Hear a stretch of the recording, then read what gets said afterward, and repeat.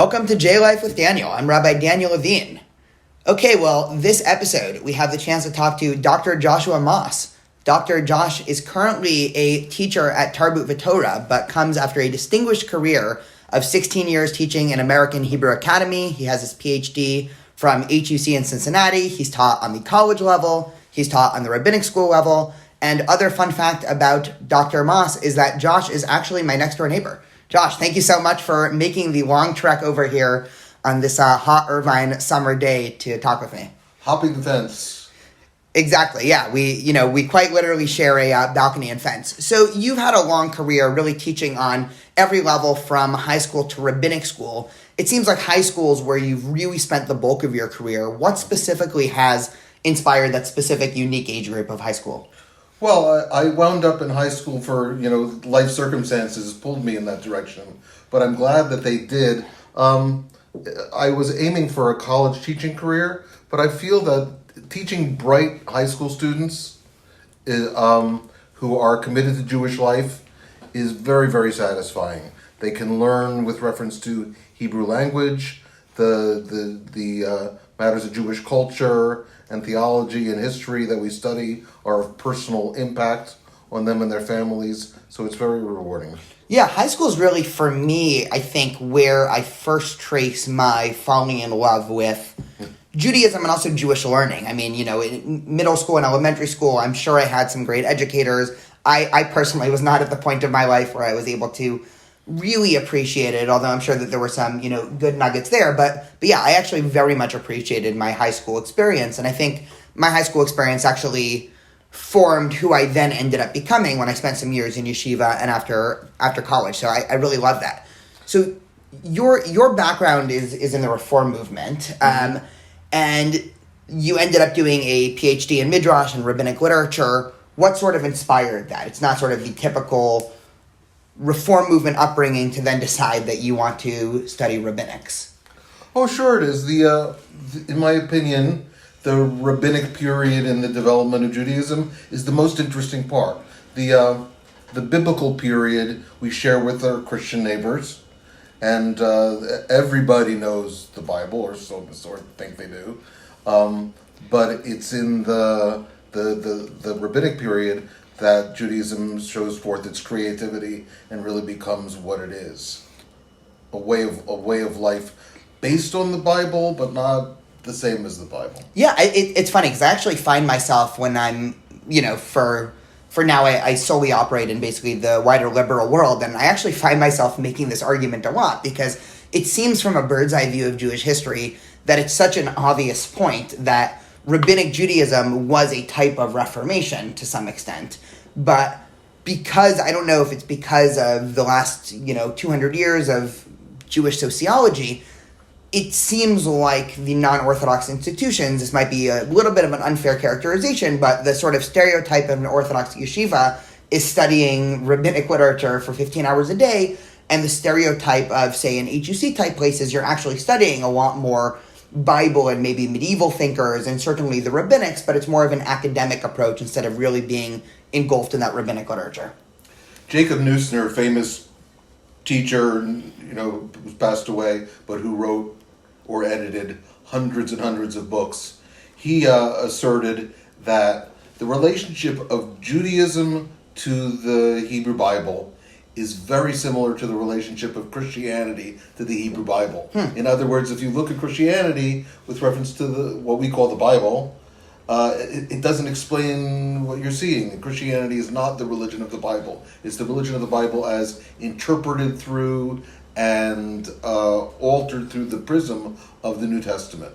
And he says, similarly, the Judaism is not the religion of the Old Testament, the religion of the Hebrew Bible. Judaism is the religion of the Bible as modified through, as understood through the Mishnah and the body of literature that's based on the Mishnah. So before you get to the Mishnah, you don't have Judaism. At least you don't have rabbinic Judaism. Yeah, it's funny because I was teaching a class to UCI students a couple years ago, and the question was understandably an impossible question, but I was asking them if there's some objective way to describe what an authentic Jewish practice is.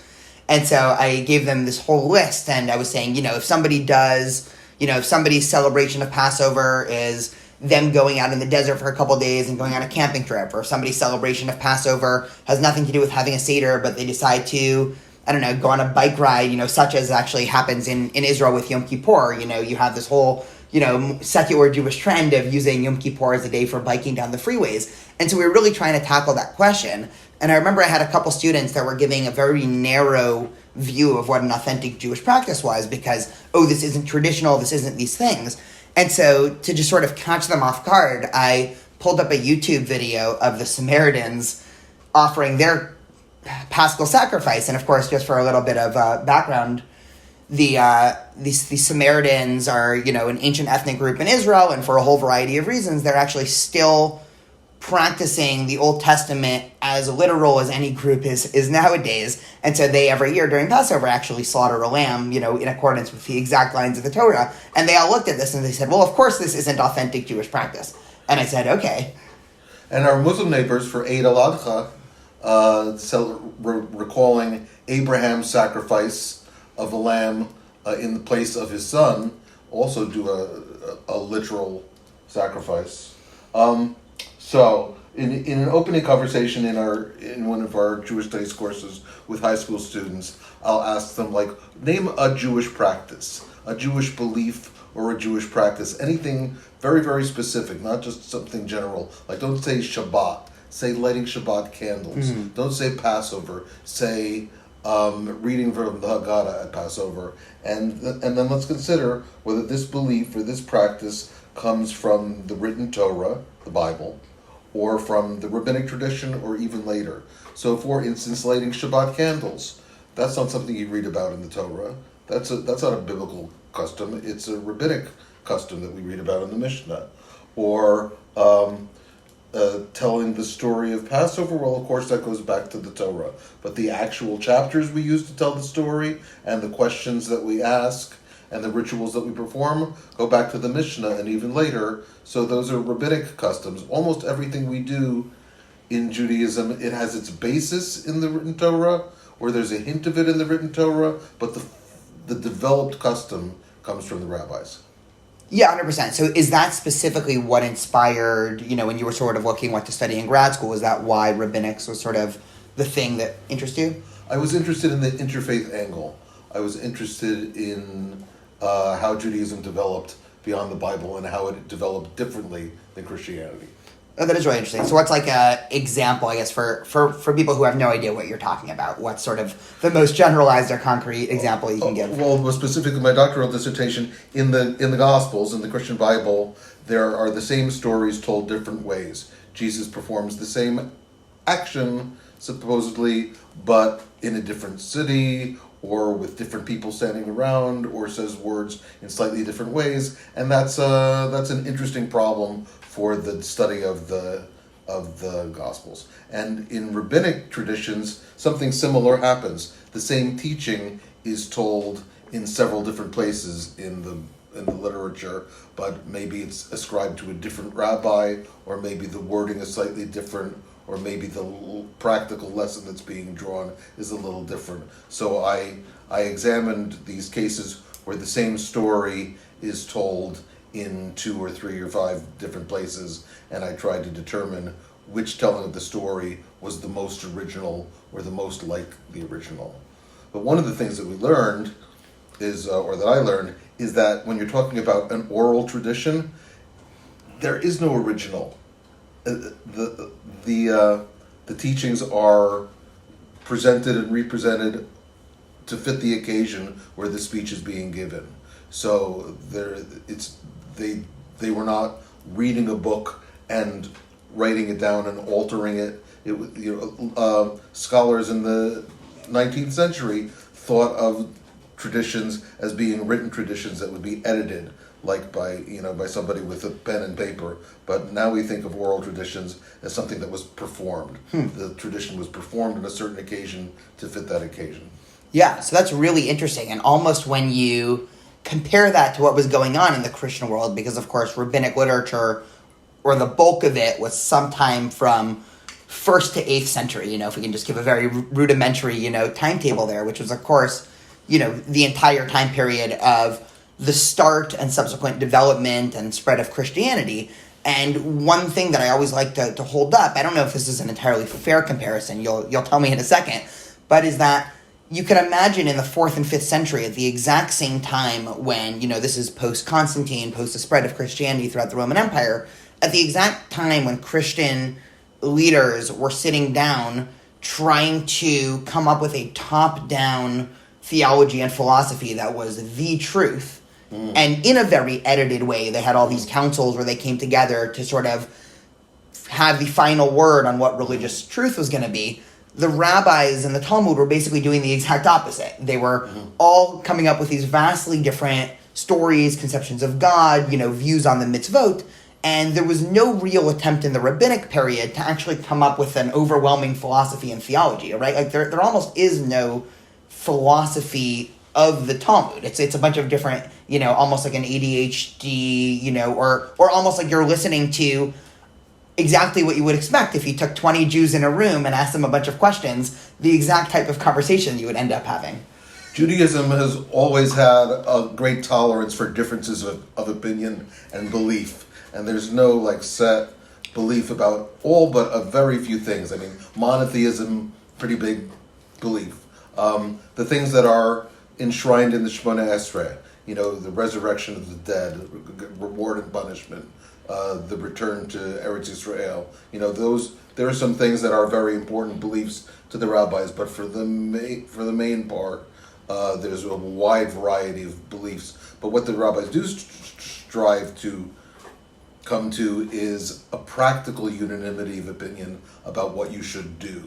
They tolerate differences of opinion. There are minority views, and the minorities' views are honored. Both opinions are the words of the living God, but we follow the opinions of Beit Hillel.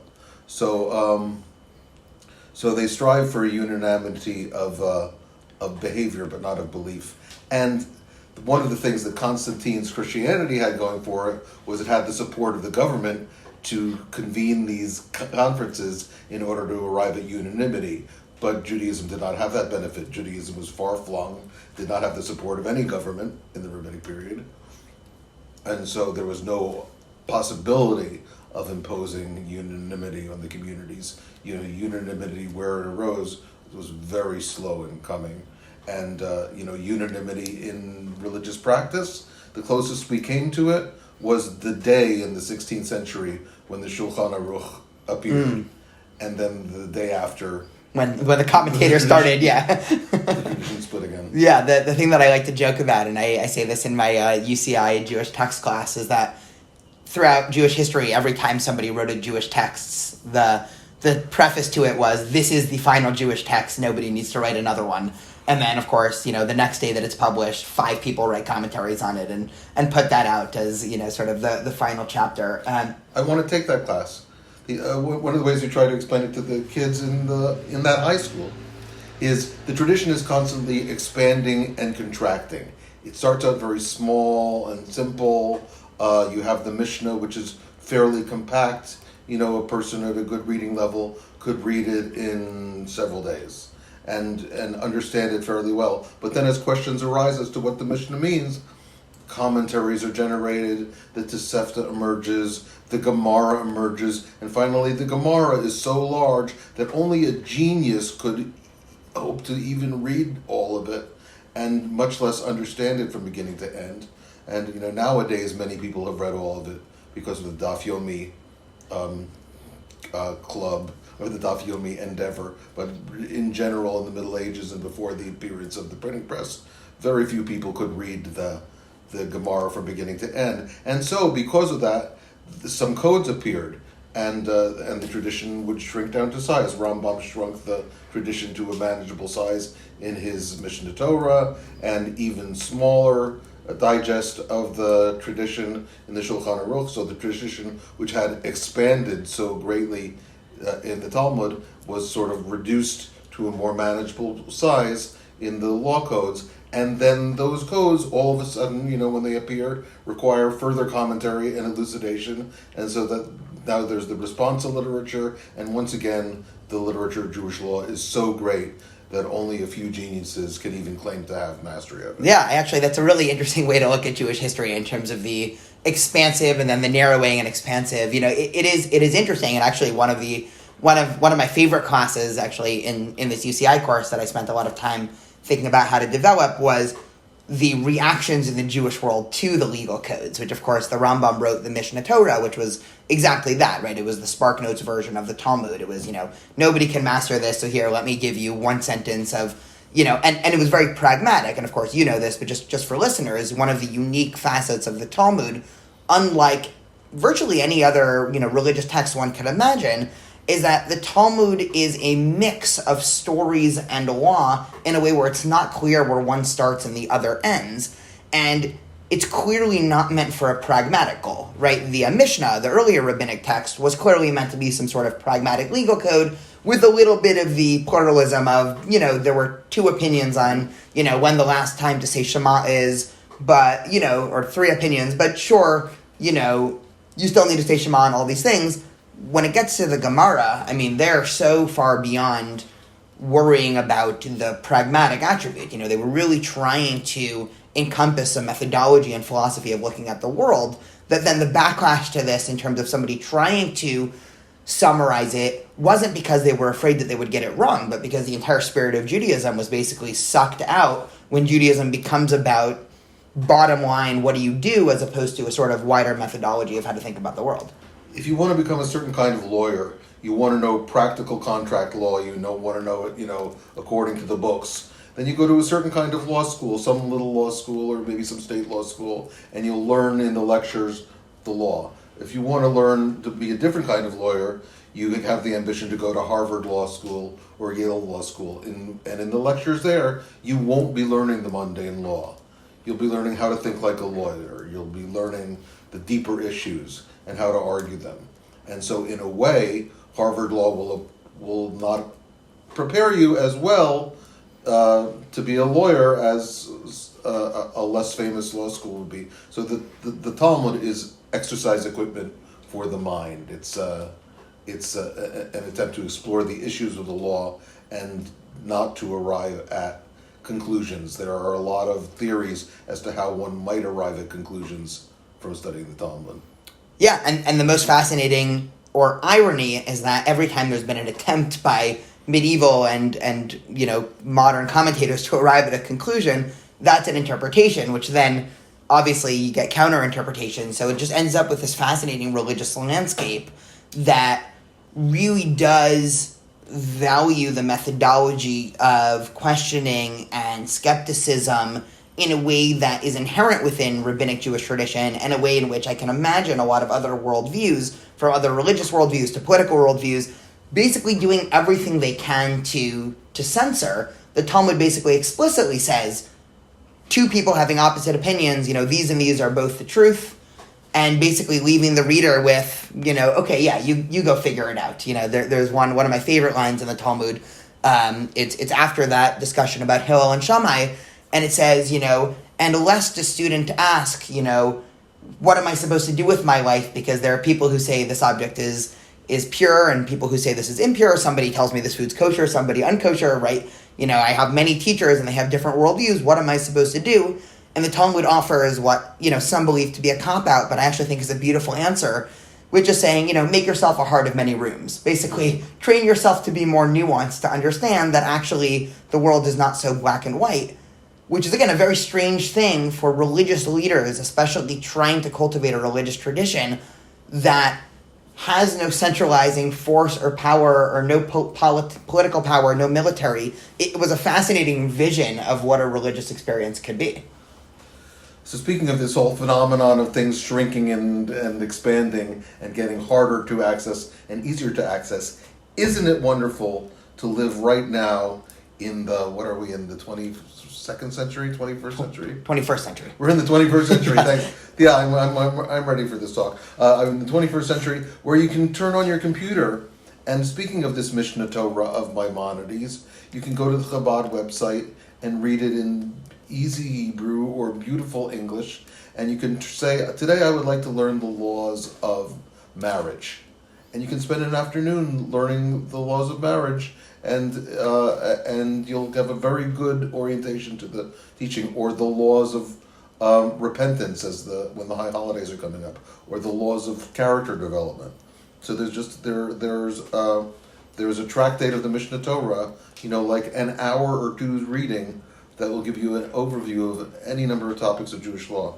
And then, speaking of Sefaria, another website where you can read the Mishnah Torah in English and Hebrew. Just all of Jewish literature, or so much of Jewish literature, is available for reading in Hebrew and English, and with commentaries on Sefaria. It's amazing. When I was at HUC and teaching at American Hebrew Academy, I collected a room full of books, hundreds and hundreds of books. And then when I was getting ready to move to California, I gave away all my books, or almost all my books. Oh my God! I wish I would have met you then.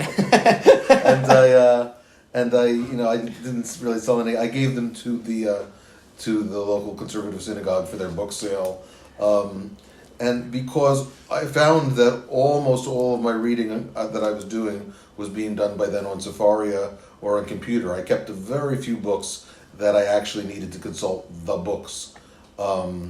For a couple books on Midrash, but for the most part, I found that all my reading was being done on computer, and I'm a Kindle reader also. So even my modern books, if somebody gives me a paperback, I thank them for the paperback, and then I do something with it, and then I buy it on Kindle.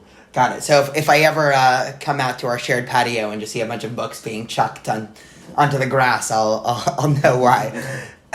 Going back just a little bit in terms of, I'm thinking back to when I was in high school and how I approached the world. And I went to an Orthodox high school, but, I think it still applies to the world of liberal Judaism.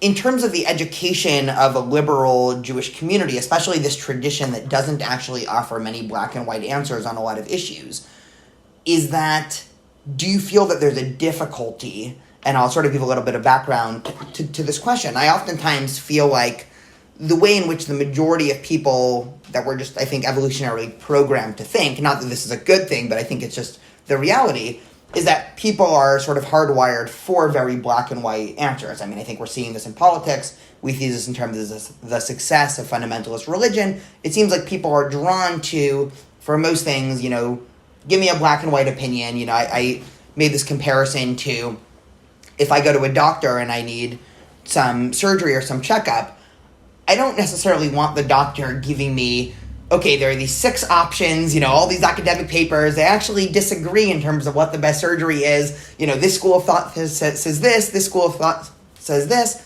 I just want the doctor to tell me, this is what the surgery, this is what you need, it's going to be great. And so I can imagine some parallel to a teacher or a rabbi. And I totally do this as an educator. Whenever anybody asks me, what do I need to do, or what does Judaism say about this? My answer is always, well, let's study, the corpus of opinions, and it's more nuanced. But there seems to be a little challenge there when at the end of the day, the analogy I always give is, we can debate 100 different ways to say Kiddush every Shabbat, and who should be allowed to say it, and what the verbiage should be, and, what kind of glass do you need, and do you need wine, or can you use grape juice? At the end of the day, you need to make Kiddush, and I'm wondering if you find that tension, specifically as having been an educator in liberal Jewish spaces, with the lack of ability to just say, here's what Judaism says, end of story. By the way, yesterday I went to the doctor for a certain problem, and he gave me 3 options. Oh, there we go. He said, you have this option, but this is the benefit and this is the problem, and you have this option and this is the benefit and this is the problem, and this option, and I recommend option number 2. I very badly want to make a joke about a Jewish doctor now, but I'll refrain. He was Persian, I'm almost certain. Great. I have a friend who's a classical musician. He's conservatory trained. He's a bassoonist. And his favorite music is classical. And I asked him to tell me his 3 favorite pieces, and I know the Magic Flute was one of them, and Verdi's Requiem was another. And he has an appreciation of classical music on an entirely different level than I do. If I listened to a piece, I would sort of get some sense of what feeling it gave me, but he would understand intricately what was going on, and his enjoyment of it would far surpass mine. So we are just hearing the sounds of Josh and I's backyard for a little bit of context. Oh, It okay. is open straight into a golf course. So, okay. I guess somebody either did something really good or really bad. Which I knowing nothing about golf, that's what I've come to learn. Whenever you hear loud noises, it's either. So Judaism. Judaism is a rich culture of which religion is an important part, but not the whole part. The experience of the Jewish people across centuries is what makes the culture so rich and what informs us. So, what's an example? The Torah does not have a great deal of tolerance for diversity of opinion. We were discussing this before with the rabbis. The Torah is pretty much, idolatry, not acceptable. The people who practice it in the land of Israel, not going to continue to live there. So how did the Jewish people become such a tolerant people? I would like to think that we're a tolerant people, entertaining diversity of thought, diversity of opinion. Well, I think we became so tolerant through suffering intolerance. And I think we became tolerant because we were the minority religion in Christendom and in the Islamic world, and we were persecuted for being the minority, and we had limited freedoms in that world, and so that when the opportunity to become free presented itself to us, we gladly and voraciously emerged into a multifaceted, intellectually free environment. And so I would say, is freedom of thought a Jewish value? Certainly. Is it a Jewish value because it's taught in the Torah? Not so much. Is it a Jewish value because it's reflective of the Jewish experience? Yes, exactly that. So Judaism is like music. It's you want to understand it as deeply as you can. You want to appreciate the teachings and their origins and their facets as much as you can, and then you practice it as best you see fit, as best you can. And not everybody's going to agree. So with the illustration for Kiddush, I know in the back of my mind that there are academic discussions about the best way to say this or that phrase in the Kiddush, and I'm sort of marginally aware that in certain different prayer books, when I go to somebody's home, that there may be different phrases here and there. But mostly, like you said, for me, it's about saying Kiddush, enjoying the music, enjoying the prayer, enjoying the company, and that's the reason for all that. And the arguments, though they're interesting in their place, on a day-to-day basis are not that interesting. Yeah, no, that is really interesting, and I think that sort of speaks to the everlasting tension between an overly intellectualized tradition, which Judaism certainly is. I mean, I happen to love that element of Judaism, but calling a spade, Judaism is overly intellectualized at times. But also, at the end of the day, Judaism is a very simple tradition in the sense of there are rituals, and they have their time and place, and obviously different people in different communities will practice rituals at different levels of seriousness and things like that. But at the end of the day, you're making kiddush, and it's really hard to mess that up. I have an illustration that you may or may not like.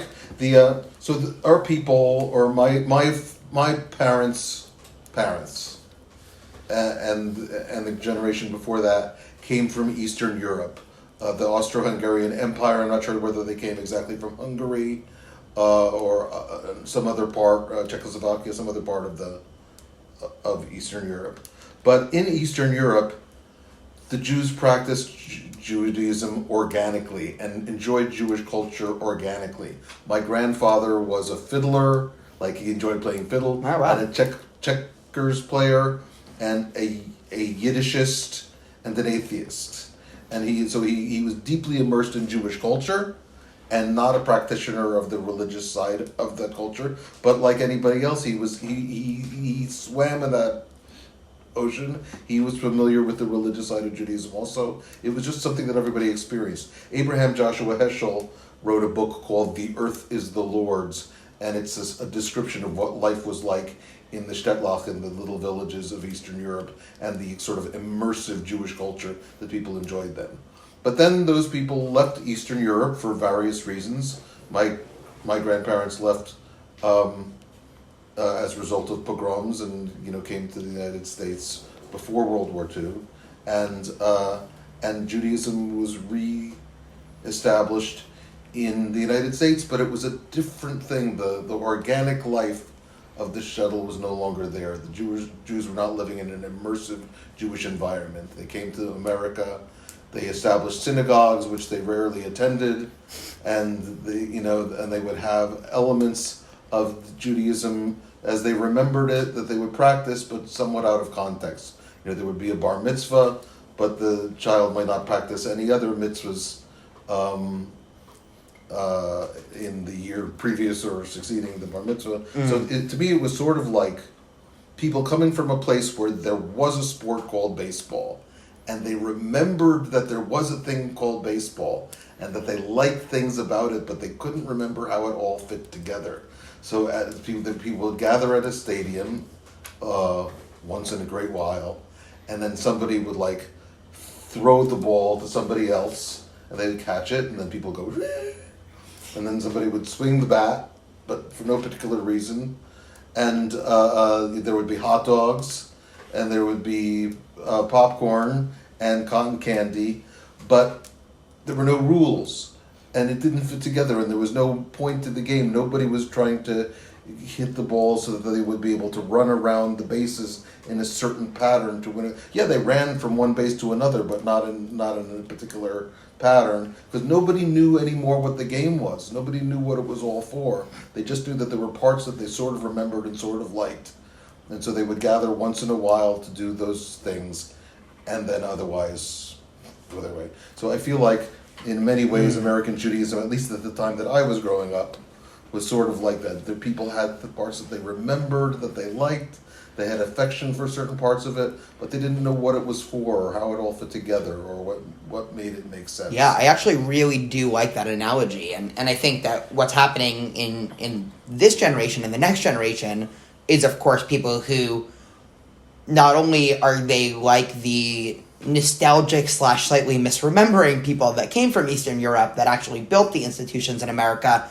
Now it's their children and grandchildren who don't even have that sort of memory. So it's the inheritors of this tradition of people who barely remember baseball. And it's a real challenge. I mean, this is something that I spend a lot of time thinking about in terms of the American Jewish community, because one of the things that I think, was taken for granted in Eastern Europe, I think I took it for granted growing up in an Orthodox community that was modeled much more after that sort of Eastern European sociologic lifestyle. I mean, that's one of the things Orthodoxy brought to America. But that what I've learned in liberal Judaism is, for a lot of people, Judaism is one piece of their life as opposed to the sort of metaphoric water that they're living in. And I think that there's something that's lost when Judaism is just the place you go for temple Saturday morning, or it's the place you go as a high schooler after school on Wednesday afternoon. For me growing up, and what it seems that sort of the de facto, at least Ashkenazi shtetl Jewish life was there was no entity called Judaism that every once in a while you would attend a function that was about this entity called Judaism. Judaism was the air you breathe. Judaism was everything, and you were just sort of in it. And so that actually allowed for there to be a robust community of deeply Jewish atheists, which of course there could still be such a thing as deeply Jewish atheists in America, and I'm sure there are some, but what's more realistic to happen is if somebody's a deeply Jewish atheist, their Judaism, not necessarily going to happen, but the chances of them still being swimming in this water called Judaism goes down, and for sure for their children, and for sure for their grandchildren. So it's a real problem. If you have any answers here, I would love to hear them. Two divergent thoughts. So let's say the community wakes up one day and says, we're running around in a baseball field and don't know what we're doing, and this whole thing is going to be lost, and we're going to disappear as a people or as a community if we don't get some grip on it. So that is the next generation to what I grew up in. And amazingly enough, I feel like Judaism, liberal Judaism, is much stronger now than it was 50 years ago when I was growing up. There are more, it seems to me, like there are more stronger, more participating congregations than back then. But because the chain was broken, because the organic feeling for where things fit was lost in the transition from Eastern Europe to America, and in that period, people look in the books to see what they should do. So we celebrate obscure holidays, that no one ever celebrated before, according to the book. Not that there's anything wrong with that, but just we're it's not organic yet for us. People are learning.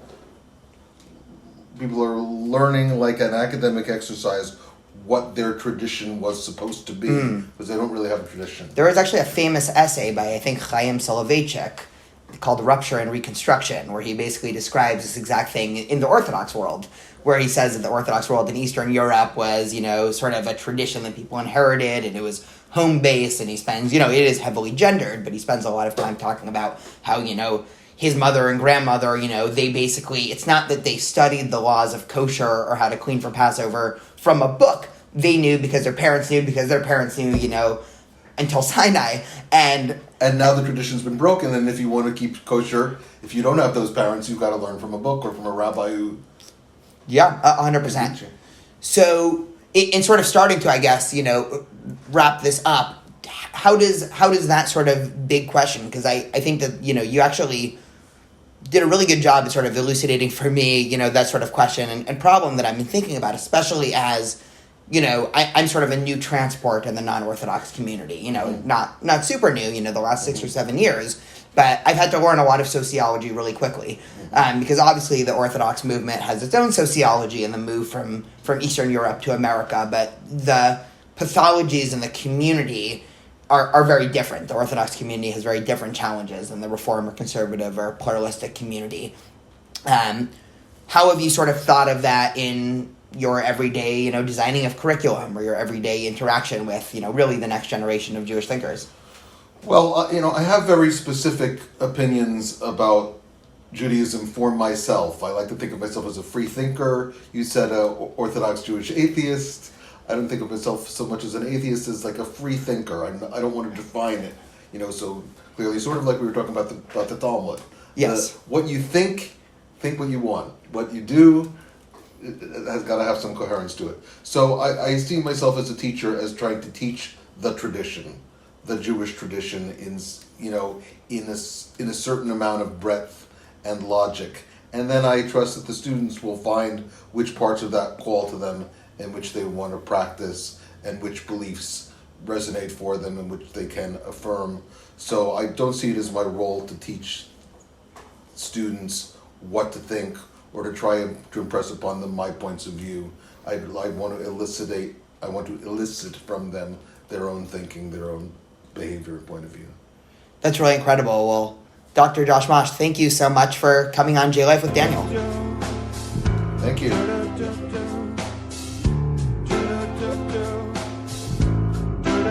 Do